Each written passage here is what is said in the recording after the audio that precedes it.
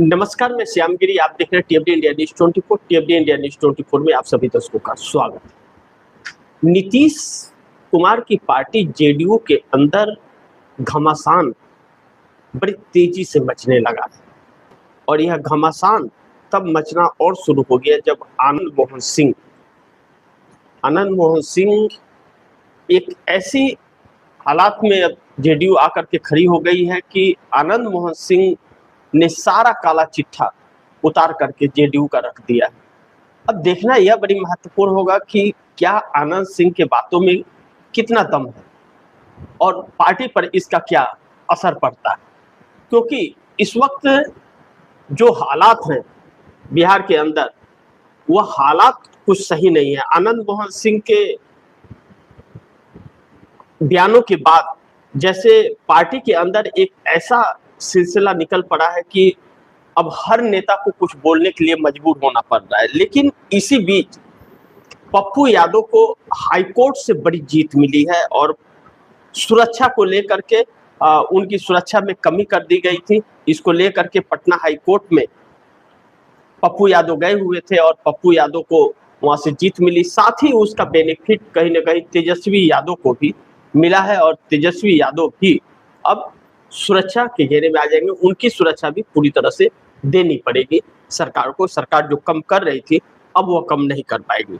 लेकिन पप्पू यादव एक चर्चित चेहरा है और Tejashwi Yadav leader of opposition है बिहार के। दोनों में थोड़ा डिफरेंस है, क्योंकि तेजस्वी यादव बिहार के लीडर ऑफ अपोजिशन है विधानसभा के, लेकिन जिस तरह से यादव के हाईकोर्ट से फैसले के बाद में सुरक्षा बढ़ाई जाती है नहीं बढ़ाई जाती है यह देखना बड़ी महत्वपूर्ण होगा।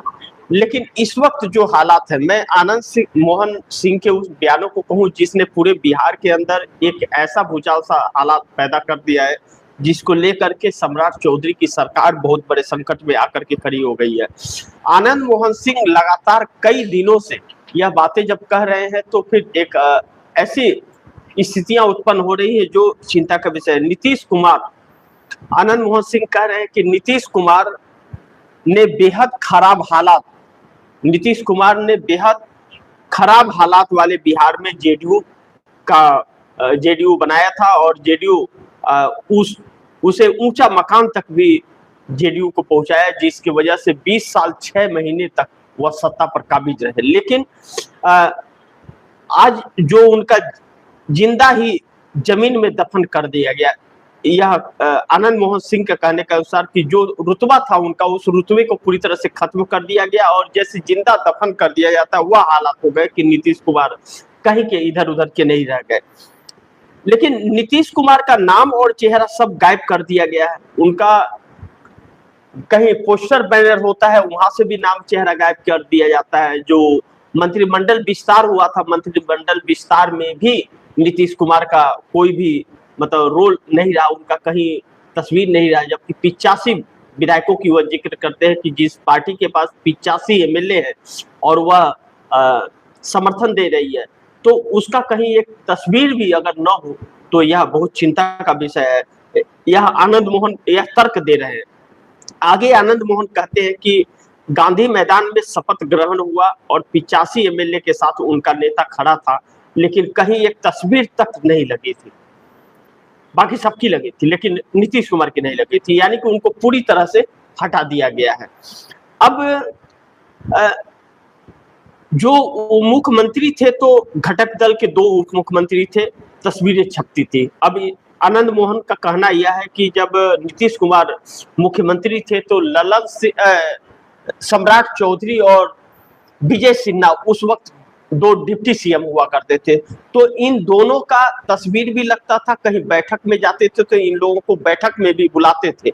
लेकिन आखिर हुआ क्या, इन दोनों ने ही अब नीतीश कुमार को सीएम की कुर्सी से हटने के बाद में जो विजय चौधरी और विजेंद्र यादव हैं, लेकिन आनंद मोहन सिंह आगे कहते हैं कि लेकिन आज बिहार में किसी भी बोर्ड पोस्टर पर बतौर डिप्टी सीएम विजय चौधरी और विजेंद्र यादव का नाम नहीं है। इन लोगों का न तो कोई तस्वीर लगता है न तो कोई इन लोगों का नाम आता है। इन सबके बीच में भाजपा को दोष क्यों दूं? यह सारी चीजें हो रही हैं जेडीयू के साथ। इसके बावजूद मैं भाजपा को क्यों दोष दूं? हर पार्टी एक छत्र अधिकार चाहती है, हर पार्टी चाहती है कि उसका वर्चस्व रहे, तो आज वह भाजपा चाहती है। जेडीयू के लोग आवाज क्यों नहीं उठाते? जो 85 विधायकों के साथ समर्थन दे रहे हैं जेडीयू के लोग, जेडीयू के नेता इस बात को आवाज क्यों नहीं उठाते? विजय चौधरी डिप्टी सीएम, विजेंद्र यादव वह है या बाकी के मंत्री, वह इस बात को क्यों नहीं उठाते? नीतीश कुमार को पोस्टर से बाहर क्यों किया गया? अब इन लोगों को उठाना चाहिए कि आखिर नीतीश कुमार का नाम क्यों नहीं है, फोटो तस्वीर क्यों नहीं है, जब यह कहा जाता है कि बिहार के अंदर सम्राट चौधरी भले सीएम बन गए हैं लेकिन सरकार नीतीश कुमार चला रहे हैं। और नीतीश कहे थे कि हम पटना से बिहार सरकार पर हमारी नजर रहेगी, हम गाइड करेंगे। तो किसने किया इस साजिश को अंजाम, किसने दिया? अब यह विजेंद्र आनंद मोहन सिंह का यह कहना है। अब इसका जवाब कोई नहीं दे रहा है कि आखिर यह क्या चल रहा है, क्यों हो रहा है ऐसा। यानी कि विजेंद्र आनंद मोहन यह साफ इनका यह कहना है कि इतना कुछ होने के बावजूद अगर नीतीश कुमार को नहीं मिलता है स्थान, इसका मतलब पार्टी पर किसी का कब्जा हो गया है। इन सभी चीजों को लेकर के एक असमंजस परिस्थिति और दुविधाजनक यह भी है कि जिस तरह से ललन सिंह के बयान है, वही ललन सिंह जेडीयू के नेता आज भी है, पहले भी थे। तो ललन सिंह ऐसा कुछ होता था तो भारतीय जनता पार्टी पर टूट पड़ते थे और भारतीय जनता पार्टी पर टूट पड़ते थे और खरी खोटी सुनाया करते थे। आज मोदी के तारीफों की पुल बांधते हैं, जेडीयू में है और गुणगान भारतीय जनता पार्टी के गाते हैं। इसलिए ललन सिंह पर सवाल खड़ा होता है कि ललन सिंह ने धोखा दिया है नीतीश कुमार को, संजय झा ने धोखा दिया है। जिस थाली में इन लोगों ने खाया है उस थाली में छेद किया है, ऐसा अब आनंद मोहन का यह आरोप है। आनंद मोहन यह कह रहे कि आखिर क्यों नहीं ऐसा, बाकी लोग क्यों नहीं उठा रहे? तो ललन सिंह आनंद मोहन को कह रहे हैं कि आनंद मोहन कौन है, हम तो नहीं जानते आनंद मोहन को। मतलब इतनी बेहाई अब राजनीति में हो गई है कि ललन सिंह इतना घमंडी व्यक्ति हो गया है मंत्री बनने के बाद कि उनको पता ही नहीं कि आनंद मोहन कौन है। अब आनंद मोहन की पत्नी वह सांसद है जेडीयू से, दिल्ली में समर्थन दे रही है। उनके बेटे क्या नाम है कि विधायक हैं, समर्थन दे रहे हैं भाजपा को। आनंद मोहन खुद कई बार के विधायक और सांसद रह चुके हैं, तो उनको जानते ही नहीं ललन सिंह। ललन सिंह जानते ही नहीं है, वो तो मोदी का से भी 4 कदम आगे निकले। अच्छा भुइहार हैं, तो भुइहार हैं तो वह संगी अब बन गए, पहले नहीं था, पहले पानी पी के कोसते थे, अब शायद एनर्जी ज्यादा मिली है गोद में बैठने के बाद, तो अब उनको भाषा उनकी बदल गई है। हकीकत यह है कि नीतीश कुमार को या संजय झा ललन सिंह बैठ करके निपटा रहे हैं किसी एक के इशारे पर, जिसके इशारे पर निपटा रहे हैं। तो आप दर्शक जानते हैं उसका क्या हाल है, इस वक्त दुनिया थूक रही है। तो कल को इन लोगों के ऊपर भी बिहार में यही हाल होने वाला है। आनंद मोहन को दिक्कत इसलिए है कि आनंद मोहन के बयानों का साफ अर्थ है कि भैया जेडीयू को बना करके और सत्ता तक पहुंचाने के लिए नीतीश कुमार ने खून पसीना एक किया है। तो नीतीश कुमार अगर मुख्यमंत्री से हट गए, ठीक है हट गए, लेकिन अब क्यों उनको लेकर के सवाल क्यों नहीं खड़े किए जा रहे हैं? अब इसमें दूसरी चीज यह है कि नीतीश कुमार के बेटे निशांत कुमार को बना दिया गया है स्वास्थ्य मंत्री, और स्वास्थ्य मंत्री बना करके अच्छा है कि अपना ध्यान और पापा का ध्यान रखें आराम से स्वास्थ्य मंत्री बन करके। अभी तक जो था दबंगों के हाथ में ही रहा, 3-4 लोगों के हाथ में रहा पूरा 20 साल के सत्ता में। अब नीतीश कुमार के जो विधायक हैं अब वह इतना सक्रिय हो रहे हैं, जो 70 विधायक नहीं साथ दे रहे थे और समर्थन देने की बात नहीं कर रहे थे सम्राट चौधरी को, अब वह एक्टिव हो रहे हैं। अब जब वह एक्टिव हो रहे हैं तो अब सम्राट चौधरी सरकार मुश्किल में है। लेकिन नीतीश कुमार भी अब सक्रिय होना फिर शुरू हो गए, और नीतीश कुमार सक्रिय हो रहे हैं तो नीतीश कुमार जो नीतीश का भाजपा अपमान कर रही है और उनको साइडलाइन करने की कोशिश कर रही है। अब नीतीश कुमार के जो 85 विधायक हैं, सांसदों को छोड़ दीजिए, कितने सांसद साथ रहेंगे वो बात अलग है। हर कोई ललन सिंह नहीं हो जाता। ललन सिंह अभी नीतीश कुमार निकाल दे तो अभी असली औकात उनकी नजर आ जाएगी। भाजपा उनको जिता नहीं पाएगी और वो अपने दम पर वो चुनाव नहीं जीत सकते। जीत चुनाव तभी सकते हैं जब नीतीश कुमार का नाम उनके नाम के साथ जुड़ा हो, वरना भाजपा के अंदर दम नहीं है कि उनको जिता लेगी और उनके अंदर दम नहीं है कि वह जीत करके आ जाएंगे। रहमो करम नीतीश का ही उनके ऊपर है और उन्हीं के बदौलत वो जीतना है, नहीं तो उस दिन के बाद वो घर में बैठने वाले हैं, उनको कोई एक वोट नहीं देने वाला। और निष्पक्ष चुनाव हो जाए तो इन नेताओं का ना, बदजुबान नेताओं का क्या नाम है कि जमानत जब्त हो जाएगी चुनाव में, यह स्थिति इन नेताओं की है। तो नीतीश कुमार का अपमान अब जेडीयू के अंदर एक चिंता का लकीर खींच गया कि आखिर यह सब कब तक चलेगा, यह शुभ संकेत नहीं दे रहा है। अब ऐसे में पप्पू यादव को हाईकोर्ट से बड़ी जीत मिली है। सुरक्षा को लेकर के सम्राट चौधरी सरकार आने के बाद फट फट एकदम सबका सुरक्षा ही खींचना है। मोदी आए तो सबका, गांधी परिवार सबका, बाकियों का सुरक्षा खींच लिए।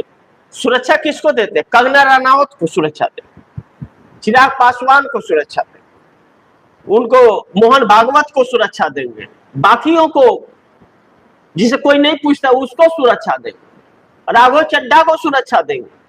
सोचिए सुरक्षा किसे देते हैं? और जिसने अपने परिवार के दो प्रधानमंत्रियों को खोआ है, बाप दादों को खोआ है, जिसने इस देश के लोकतंत्र को बनाया है, जिसने इस देश को संविधान दिया है, उसकी सुरक्षा खींच लेते हैं। इतने यह नेता, मतलब क्या बोला जाए इन नेताओं को, क्या शब्द का इस्तेमाल किया जाए, आप ही लोग कर लीजिएगा।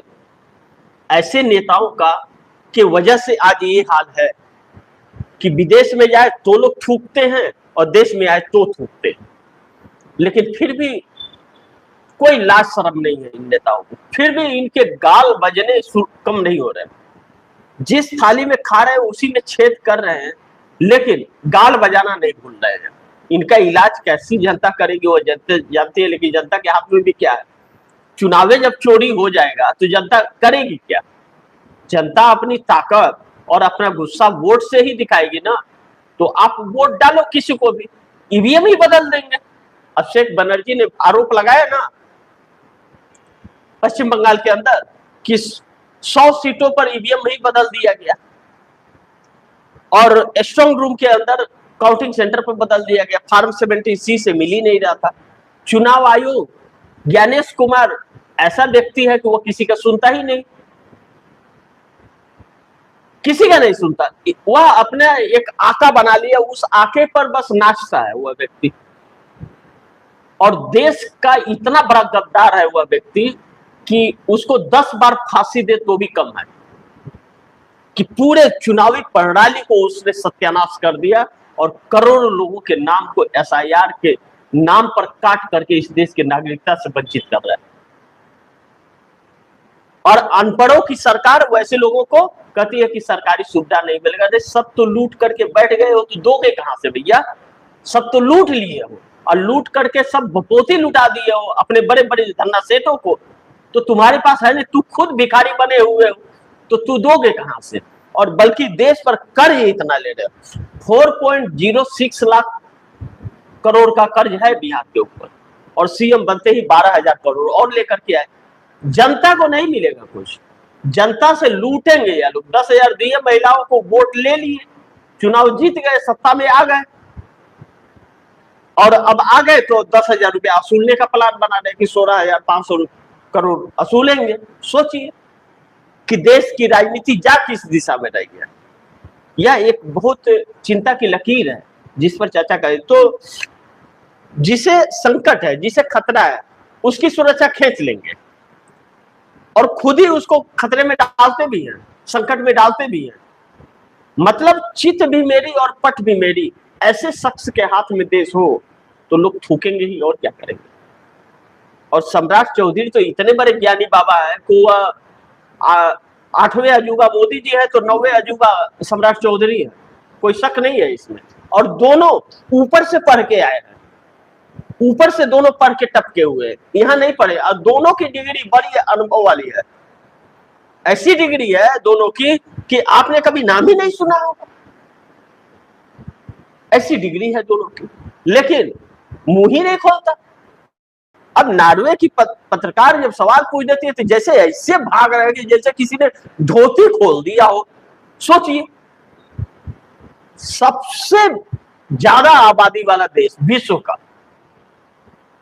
विश्व के आबादी का नंबर 1 देश, 144 करोड़ का प्रधानमंत्री, और भाग रहा है धुमधुमा करके अपने यहाँ आकर के बक बक बक बक बक बक बकते रहेंगे, कुछ भी ल ल ल कर देंगे, अटक पटक झटक लटक सब कर देंगे।